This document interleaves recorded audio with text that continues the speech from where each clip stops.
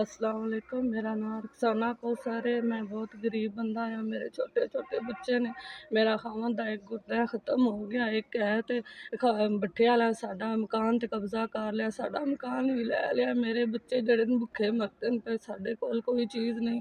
किताबां मंगदे न मेरे कोल, स्कूल जाना है, वर्दी मंगदे न, कोई चीज़ नहीं, ना कोई खाने पकाने वास्ते साडे हाल कोई शै नहीं। मेरे छोटे छोटे बच्चे न, मैं बहुत गरीब हाँ। मेरा वालिद भी बीमार है, मेरी मदद वो भी नहीं कर सकता, वो बीमार है। इन बच्चे ने तो पढ़ना चाहते हैं तो स्कूल वास्ते वर्दी भी मंगते हैं, बूट जराबां कपड़े सारा कुछ मंगते हैं, किताबां रोंदे ने। मेरे को कोई नहीं गुंजाइश मैं ना लैके देवां। मैं बड़ी औखी हाँ। मेरे बच्चे रोंदे ने, आंदे न असीं स्कूल पढ़ना चाहते हैं। मैं बहुत गरीब।